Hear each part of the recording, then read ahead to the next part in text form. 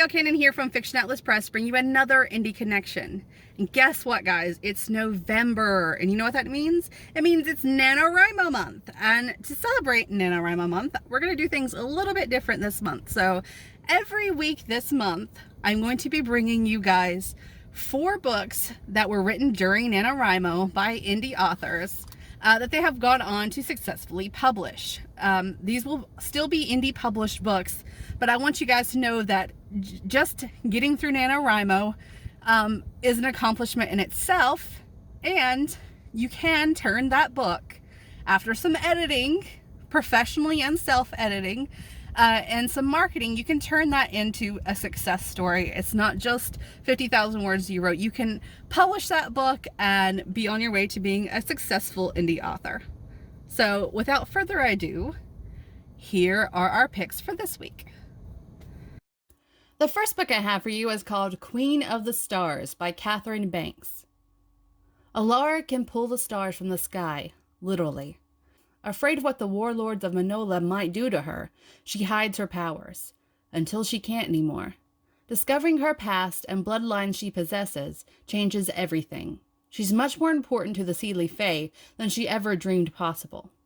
But her carelessness with the stars bring invaders from another universe, invaders with technology far surpassing the Seelies, demanding Alara return their star. She must protect her world, her warlords, and the universe from these humans, or die trying. The second book I have for you is called Twisted by Time by R.L. Perez. A fall through time, a reckless witch, a war of monsters. 17-year-old witch Desiree Campbell tries to cast a spell to go to Miami for spring break, but she ends up in Cuba 100 years in the past. The year is 1898. The Spanish-American War rages. Demons thrive in the city, preying on humans.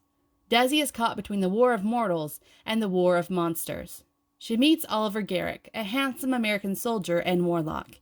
He offers to help her fight off the demons and find a way home. But the path to returning back to her own time won't be easy. Demons attack, hungry for blood, and Desi suddenly finds herself targeted by a powerful demon lord. He knows she's time traveled, and he wants to keep her trapped in 1898 forever. The third book I have for you is called Keyflame by Tallulah Lucy. Lila's father taught her to be afraid of the world, but now he's sending her off to university in a strange town far from home. Nestled in the heart of South Africa's Eastern Cape, Grahamstown is a place built on secrets, and some of those secrets are deeper and older than Lila can imagine. While she tries to adjust to her new freedom and navigate her first year of study, her father's own secrets land him in legal trouble, and she's abruptly left stranded and alone. Of all people to step in and help, it's her arrogant classmate, Colin.